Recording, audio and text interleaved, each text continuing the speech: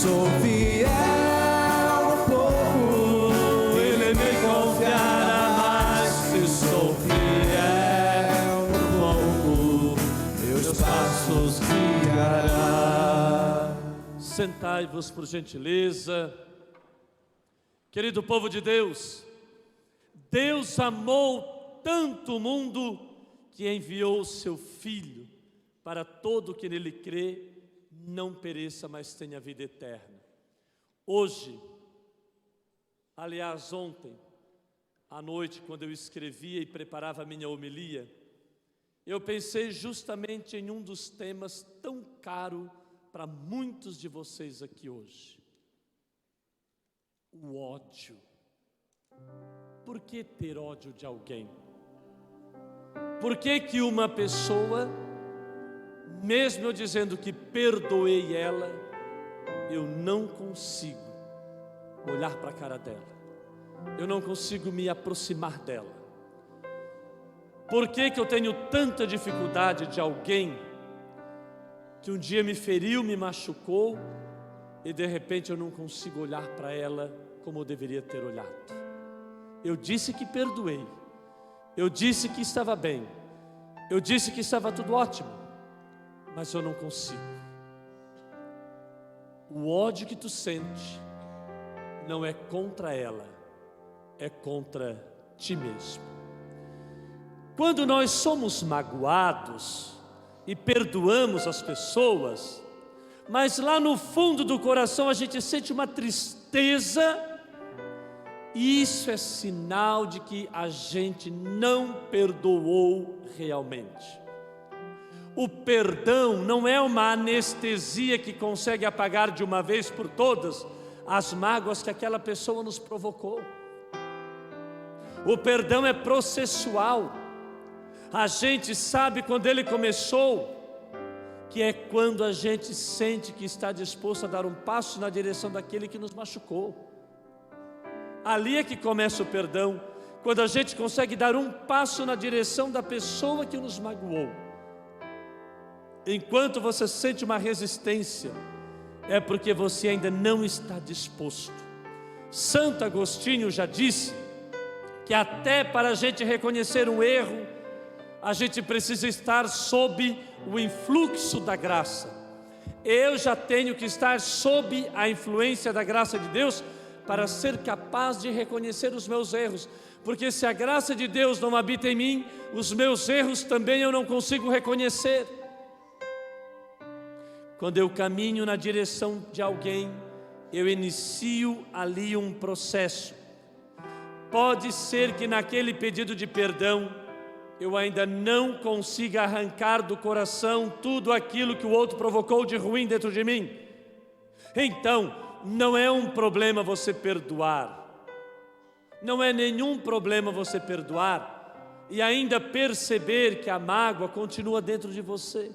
Não é problema isso, é um sinal de que você ainda continua ferido, é um sinal de que o ferimento ainda está ali. Quando se terminam muitos relacionamentos, é comum as pessoas ficarem meio perdidas depois que terminam um relacionamento. Mas ao mesmo tempo é comum as pessoas olharem para aqueles que machucaram com raiva, com ódio, achar que a vida para ele não dá nada certo, achar que nada vai para frente. Você já ofereceu perdão? Já enfrentou? Já fez a experiência do enfrentamento? Eu preciso colocar a outra realidade que me machucou. A gente tem o direito de dizer ao outro o que nos feriu, mas é o próprio tempo, é o movimento do tempo que vai fazer com que aquilo que doía tanto passe a doer menos.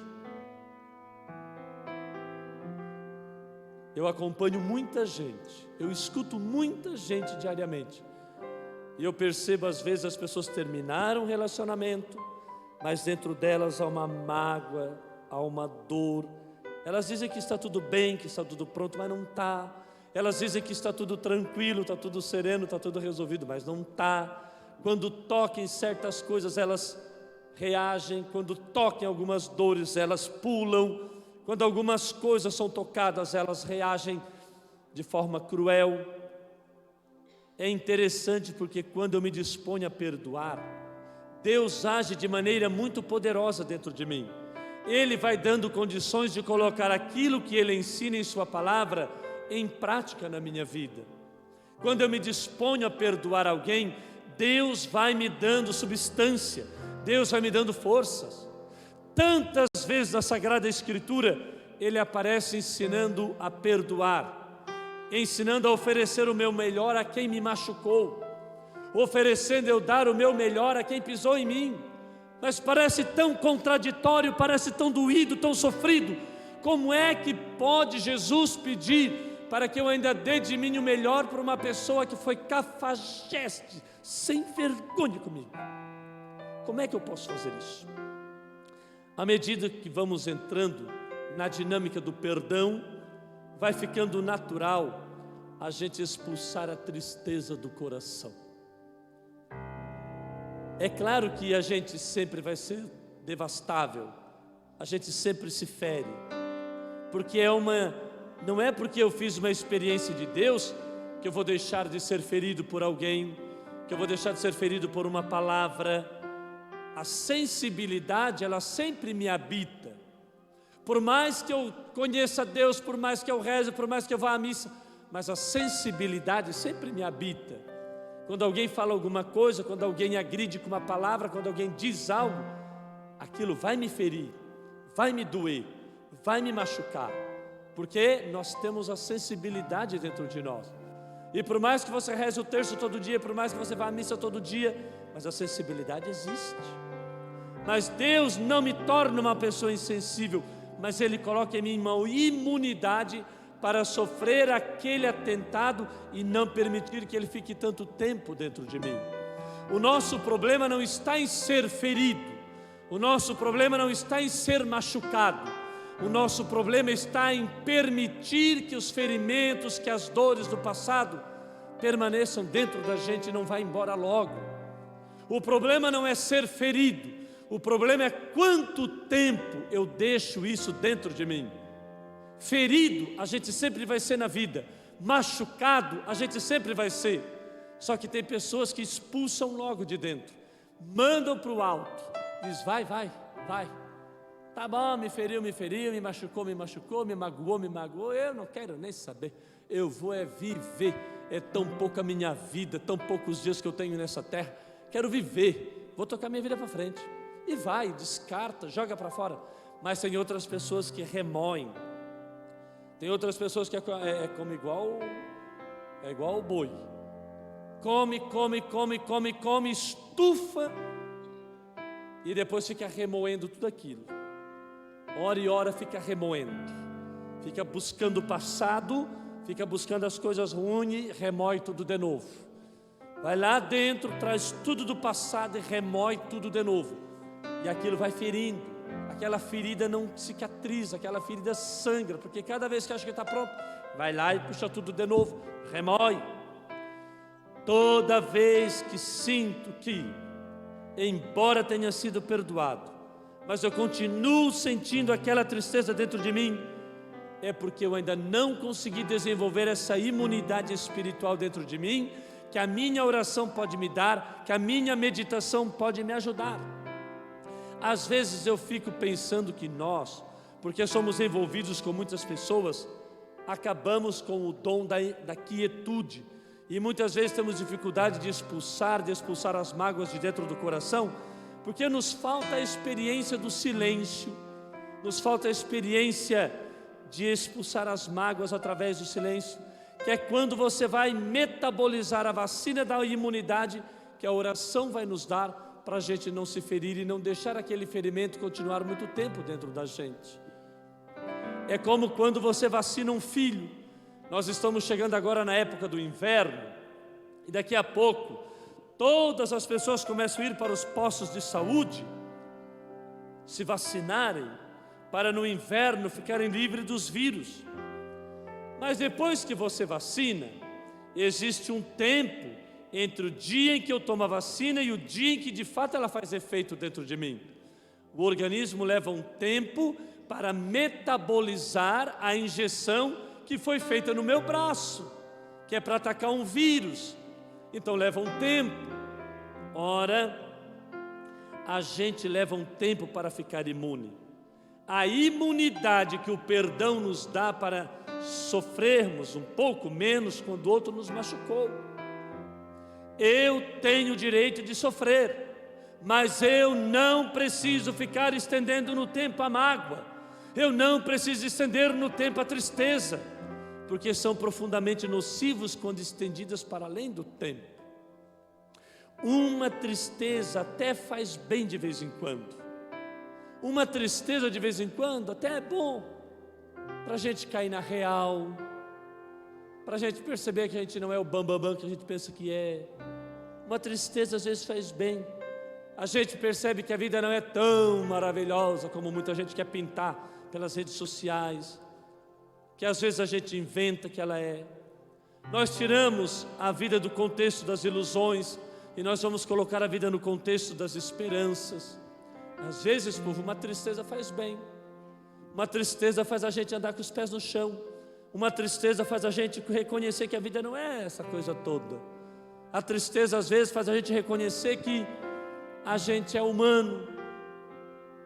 Quando eu rezo, quando eu fico em silêncio, quando eu leio algo que vai interferir no meu jeito de pensar, quando eu leio um livro que me evangeliza, quando eu escuto uma música que entra no meu coração e provoca em mim um pensamento bom, me ajuda a corrigir os meus excessos, expulsar meus erros, eu estou criando imunidade dentro de mim. Eu não sei como é que vocês reagem quando vocês estão tristes. Eu tenho a minha técnica. O dia que eu não estou bem, o dia que eu estou triste, eu gosto de colocar uma música, escutar, pensar na vida, pensar no que estou vivendo, pensar para onde que eu estou levando a minha vida, pensar o que eu estou fazendo com a minha vida. Às vezes é tão bom colocar uma música, abrir a janela do quarto, ficar olhando para as estrelas do céu quando elas permitem. Esta é a minha forma de me imunizar contra as minhas tristezas, de entender as minhas dores, de olhar para mim e tomar nas mãos aquilo que dentro de mim causou tristeza. Talvez cada um de vocês tenha um jeito de olhar para a vida, de olhar para o que está acontecendo e assumir isso. E isto você se imuniza, você se prepara, você se metaboliza, você se previne, você se toma por dentro. A gente leva um tempo para ficar imune. E a imunidade que o perdão nos dá para sofrermos um pouco menos quando o outro nos machucou. Eu tenho o direito de sofrer, mas eu não preciso ficar estendendo no tempo a mágoa, a tristeza. Eu não preciso levar isso pela vida fora. Quando eu rezo, quando eu fico em silêncio, quando eu faço alguma coisa, a gente vai permitindo que a vida nos fira menos, que a vida nos machuque menos e que a vida nos torne menos agressivo contra as nossas próprias mágoas guardadas e acumuladas. Não é que a gente vai deixar de ser ferido, mas aquele ferimento não vai continuar doendo tanto como me doía no passado. Quando a gente cria uma relação com Deus, a gente ajuda a si próprio a compreender o processo que nos fere. Aí você liberta com mais rapidez aquilo que lhe fere tanto o coração. Perdoar também consiste em abrirmos o mar para que o coração faça a travessia, para que o coração faça esse êxodo. De repente o coração está aqui, magoado, reprimido, porque foi magoado, porque foi machucado, porque foi traído. Uma pessoa lhe fez um mal tão grande e você não está bem. Às vezes você precisa fazer o mesmo que Moisés fez: segurar o coração pela mão e se pôr a caminho rumo à libertação. Primeiro, porque você precisa racionalizar. Você não merece guardar rancor e ódio. Gente, por favor, se hoje esta missa valesse para vocês uma única coisa, eu queria que fosse isto: não guarde mágoa e rancor. Não guarde mágoa e rancor. Você não merece guardar isso dentro de você. não mereces carregar isso na tua vida. Você não merece levar isso pelos dias afora da tua história. Por favor, às vezes a gente tem a ilusão que o ódio que a gente sente faz mal ao outro, porque a gente quer se vingar dele. Não tem nada mais idiota do que isso. O outro está vivendo a vida dele, e é você que está bebendo o seu próprio veneno, com o ódio que você alimenta dentro de você. Às vezes você acha que o ódio que você sente do outro vai fazer mal a ele. Não, faz mal para ti, é o veneno que tu mesmo bebe teu. O outro foi, já passou, está tocando a vida, levantou a cabeça, está lá vivendo, mas tu está com aquele ódio dentro dele, de ti, está com aquela raiva dentro de ti. Quando você decide odiar, você não está fazendo nada mais do que derramar uma ampola de veneno na saúde do seu corpo. É o efeito contrário à vacina. Ao invés de colocar algo que vai te imunizar para manter a sua saúde psíquica, emocional, você está injetando um veneno na sua carne. Porque o ódio pode ser encontrado até no exame de sangue que a gente faz, porque ele provoca um desastre tão grande, porque é um derramamento de toxina. Toda vez que a gente odeia, toda vez que a gente fica bravo, a gente fica violento. E pode fazer o exame de sangue que aparece até no sangue. Se você tirar o seu sangue na hora que você está com muita raiva, você não faz ideia de como esse exame vai identificar as toxinas que lhe adoecem. São os hormônios contrários a nós. Gente, a raiva mexe com o sangue da gente. A raiva tira a gente do sério. A raiva faz a gente perder a cabeça. A raiva faz a gente dizer coisa que não deve. A raiva faz a gente pisar em lugares que a gente não queria pisar. Mas ela faz. Às vezes, para eu me vingar, eu estou com tanta raiva do que aquela pessoa fez para mim, que eu vou lá e faço o mesmo erro que ela fez, fazendo igual, para dizer para ela que eu também posso fazer. Só porque ela fez, ela me machucou, então eu também vou fazer. Gente, por causa da raiva, eu já vi gente pegar doenças que nunca mais voltaram atrás. Por causa da raiva, eu já vi muita gente desmoronar na vida. Por causa da raiva, eu já vi muita gente parar atrás de uma cadeia. Por causa da raiva. E raiva não resolve o problema da vida da gente. A raiva não resolve a gente. Se você tirar o seu sangue, você vai ver que a sua raiva é tão grande que as enzimas aparecem. Toda vez que a gente odeia, causamos um prejuízo muito grande a nós mesmos. Toda vez que você odeia, você causa um prejuízo que não se pode calcular. E você pensa que com seu ódio está atingindo o outro? Que nada. Ele está lá belo e formoso dormindo, e você se corroendo na cama, virando de um lado para o outro por causa de ódio daquela pessoa. Quem perde o sono é você. Quem perde a paz é você. E a principal vítima de seu ódio é você mesmo. Tenha leveza no seu coração. Você merece a leveza do seu coração. Por favor, repito, terminando. Se há uma coisa que eu te peço nesta noite, não alimente ódio, porque o ódio nunca vai te colocar num bom lugar, e ele nunca vai fazer você tomar uma decisão boa, certa, correta, de um jeito certo, numa hora certa, e fazer o que é certo. O ódio não é para nós. A gente fica magoado, às vezes fica com raiva, mas a melhor coisa que tem na vida é isso, gente. Quem optou por me machucar, um dia a vida devolve. Quem optou por te machucar, tu não precisa lavar as tuas mãos com sangue.